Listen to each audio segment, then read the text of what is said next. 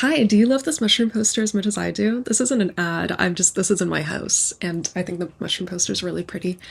Um, yeah, this is in my house. I unexpectedly had to leave my apartment, and I found somewhere temporary to stay, so it's been a pretty big week. The cats just moved in with me here yesterday. As you can see, Misa's taking very well to the new place, and then Plume's just sleeping right here. I don't really want to disturb her because she's very skittish, and she's the kind of cat who just wants to like. You might be able to even hear her purring. She just wants to kind of stay in one place and be comfy and cozy. But yeah, so this has disrupted my planned schedule a tiny bit for obvious reasons. Moving always sucks, especially when you don't expect it. I haven't been reading as much as I wanted to. I had a really cool video planned for this week and really kind of topical and exciting, but I haven't finished one book that I still wanted to read for it. So just as a teaser for that, the book is I Live in the Future and Here's How It Works. This is a book written in 2010 about someone talking about, by someone talking about, well, what the future of things like social media and advertising and markets and businesses and content creation and all these kinds of things are going to look at. And, hi, Plume. And it's really cool to see what has come to pass in the last 15 years and what hasn't. I think I'm just going to leave in all my mistakes and not edit them because I'm still running on lots of coffee. Yep, otherwise, I'm still reading Les Mis. I'm a week behind just because it's been a crazy week, so I'm hoping to start catching up maybe 2 chapters a day until I'm back at it. That's really exciting because I've been really enjoying it and it's just so nice to settle. And the other book that I have here with me is Octavia Butler's Seed to Harvest, which I started right before unexpected events occurred. So I'm not very far into it at all. I'm really looking forward to it. Where I am staying has really cool stuff on the bookshelves, like really cool stuff, including a lot of things that have been on my TBR. I feel so incredibly lucky, and I've gotten the owner's permission to do a little tour and show you some of the things that are here. So look out for that. That's coming in the next few weeks. And it's kind of really fun because I'm like, oh, okay, this is my life now. It's a little different. It's a little unexpected. We're just doing some fun things.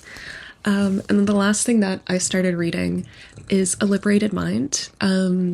If you've talked to me about mental health and various things that I did to help myself over the past few years, I will tell you that acceptance commitment therapy is possibly the thing that has made me happiest. Acceptance commitment therapy is like a third wave therapy. It shares a lot of analogs and philosophies with things like dialectic behavioral therapy or DBT, as well as sort of some Eastern tradition stuff, including kind of yoga and self-compassion and things like that. It's about accepting life as it is, acceptance not as approval, but just as the opposite of denial. So facing things as they actually are. And commitment is committing to building a meaningful life in accordance with your values and making plans and goals to just keep moving towards that. And that's really for what I want for myself for the upcoming year, what I want for myself for my current situation, and especially the next month or two as things settle in my personal life.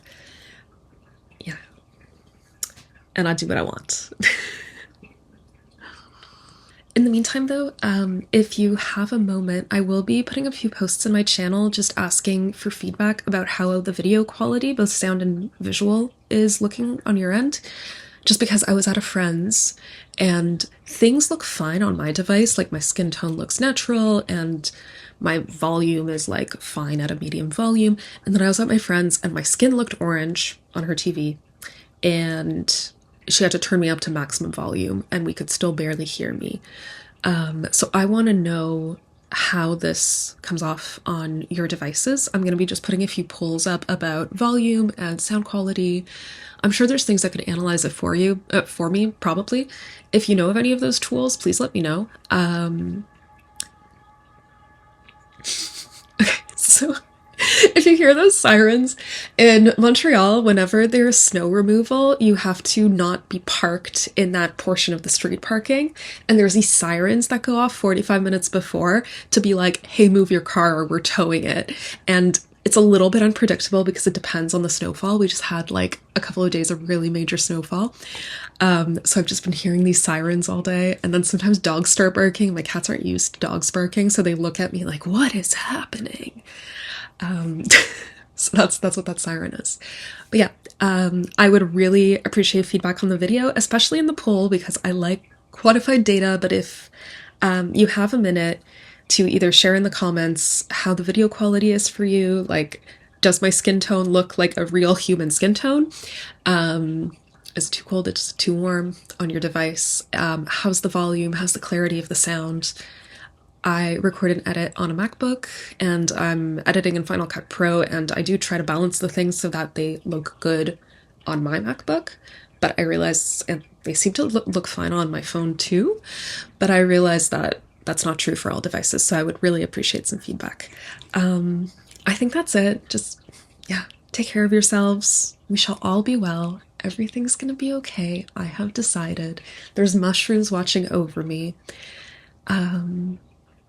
I'm not gonna say anything else because then I'll have to edit a bunch of this, and I just want to get this out to you kind of ASAP. Okay, I hope you're having a wonderful February.